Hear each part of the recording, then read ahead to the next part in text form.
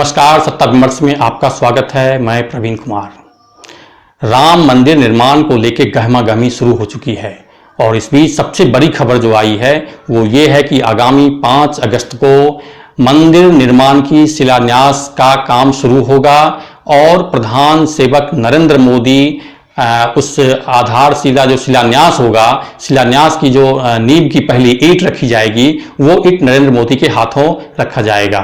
ये कार्यक्रम लगभग तय हो चुका है और प्रधानमंत्री संभवतः इस बात की समय को स्वीकृति दे चुके हैं। तो ऐसे में एक बड़ा सवाल जो सामने उठ रहा है वो ये हो रहा है कि इस प्रधानमंत्री अगर जाते हैं और वहां पर नींव की पहली ईंट रखते हैं तो ये एक दलित कार सेवक का अपमान होगा। दरअसल कामेश्वर चौपाल नाम के एक शख्स हैं जिन्होंने 9 नवंबर 1989 को मंदिर निर्माण के नींव की पहली ईंट रखी थी।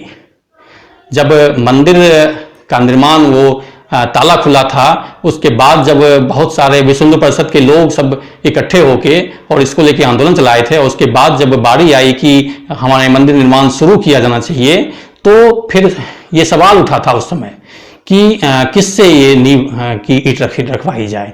तो विश्व हिंदू परिषद के उस समय सर्वे सर्वा अशोक सिंघल हुआ करते थे और मुरली मनोहर जोशी थे और ये लाल कृष्ण आडवाणी थे। उन सब की मौजूदगी में कामेश्वर चौपाल को बुलाया गया। कामेश्वर चौपाल आरएसएस से जुड़े हुए थे और उनको वो उस समय वहीं अयोध्या में एक टेंट में रहते थे। तो उनको बुलाया, उनको एक अशोक सिंघल अपना एक दूत भेजे और उनको कहा गया कि भाई आपको सिंघल साहब बुला रहे हैं। तो वो गए तो वहां देखे कि सब बड़े बड़े नेता मौजूद हैं और उनको कहा गया कि भाई आप ही इस ईंट को रखेंगे सबसे पहली बार। तो ठीक है, तो फिर वहां पर जो है वो ईंट उन्होंने कामेश्वर चौपाल ने रखी, नींव की पहली ईंट। तो जब वो नींव की पहली ईंट 9 नवंबर 1989 को जब रखा जा चुका है तो फिर से प्रधानमंत्री नरेंद्र मोदी कौन सा ईंट रखने वाले हैं, ये एक बड़ा सवाल है जिस पर पूरे देश को विचार करना चाहिए। कामेश्वर चौपाल का जो जीवन है वो बड़ा ही रोचक है और ओपन मैगजीन ने उनके बारे में एक बड़ी लंबी चौड़ी कहानी छापी थी। तो उसमें कामेश्वर चौपाल ने इस बात को, कई बातें थी उनमें, तो उसमें कुछ चीज़ों को स्वीकार किया जो राम मंदिर से जुड़ा हुआ है। उनका कहना था कि जब मैं जब ग्रेजुएट कर लिया था तो उसी समय में आरएसएस से जुड़ गया था और उसके बाद मुझे पता चला था कि तमिलनाडु में मीनाक्षीपुरम की एक घटना जिसमें करीब 800 दलितों ने एक साथ सामूहिक धर्म परिवर्तन कर लिया था, इस्लाम धर्म कबूल कर लिया था। तो उस घटना ने बड़ी उद्वेलित किया था कामेश्वर चौपाल को कि ये तो बहुत ही गलत बात है। और उस घटना में भी जो रिपोर्ट सामने आई है तमिलनाडु वाली, तो उसमें कहा गया था कि वहां पर जो सवर्ण जाति, इन सब लोगों को, जो दलितों को बड़े प्रताड़ित करते थे। हालांकि जो रिपोर्ट आई है उसमें कोई पैसे वैसे को लेके उनको कोई दिक्कत नहीं होती थी, सब संपन्न लोग थे, लेकिन उनको मंदिरों में नहीं जाने दिया जाता था। उसमें क्या हुआ कि वो बड़े दुखी होते थे इस बात को लेके। तो फिर और इस पर जो है वहां की एक कोई इस्लाम के कोई रहे होंगे गुरु, जो उनकी नजर पड़ी तो उन्होंने धीरे धीरे उस चीज को सबको मैनेज किया और एक मैदान में ले जाके उनको सामूहिक रूप से कलमा पढ़ा के और इस्लाम धर्म कबूल करवा लिया। तो ये घटना कहीं न कहीं कामेश्वर चौपाल के जब दिमाग में आई तो वो कौन रही थी, तो उन्होंने उसी समय तय कर लिया था कि हम राम मंदिर निर्माण के लिए कुछ भी करने को तैयार हैं। अब उन्होंने क्या किया कि फिर उसके बाद विश्व हिंदू परिषद ने एक यहाँ पर दिल्ली में एक धर्म संसद का आयोजन किया।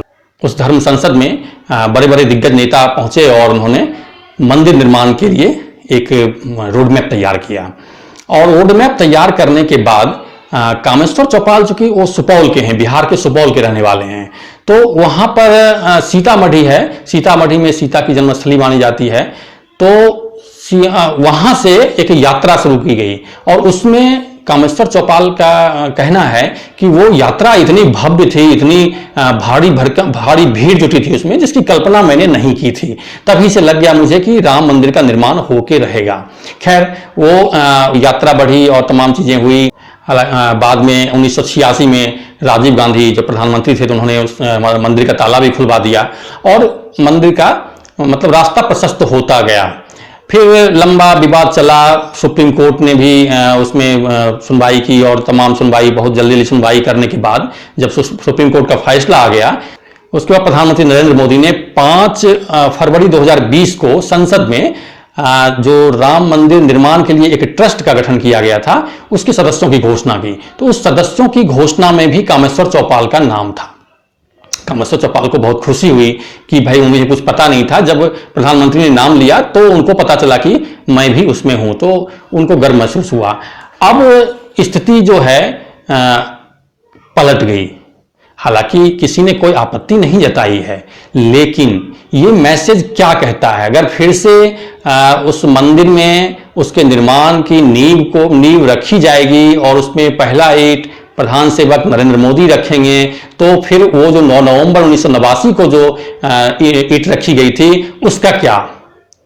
विश्व हिंदू परिषद भी यही कहता था जब निर्माण की पहली ईंट रखी गई थी, तो विश्व हिंदू परिषद के दिमाग में कहीं ना कहीं वही था कि तमिलनाडु में जो घटना हुई है उस घटना को की भरपाई करने के लिए उन्होंने कामेश्वर चौपाल को यह मौका दिया था। अब कामेश्वर चौपाल वाली ईंट को हटा के या उसको रिप्लेस करके या उसको इग्नोर करके प्रधान सेवक नरेंद्र मोदी जब ईंट रखेंगे तो ये जाहिर सी बात है कि ये एक पूरे के पूरे दलित कार सेवक का अपमान है।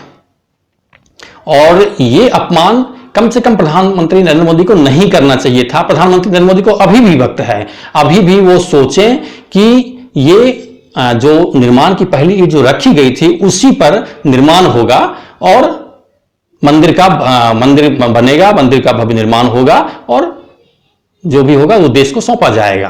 कहने का मतलब ये है कि प्रधान सेवक प्रधानमंत्री नरेंद्र मोदी इस बात को सोचें, विचारें और इस काम से बचें। हाँ, वहां मौजूदगी दे सकते हैं, कोई दिक्कत नहीं है, क्योंकि बिना सत्ता और बिना सरकार के ये काम संभव नहीं है। उसकी भूमिका महत्वपूर्ण है, एक सिंबॉलिक रूप से आप अपनी उपस्थिति दीजिए, लेकिन वो ईंट का जो नींव की ईंट जो रखनी है वो वही रहे तो ज्यादा अच्छा रहेगा। नहीं तो फिर वही दलित समाज वही फिर सोचेगा कि भाई मेरा तो कोई मतलब ही नहीं रह गया, जिस मकसद से उस चीज को किया गया था वो मकसद पूरा का पूरा खत्म हो गया।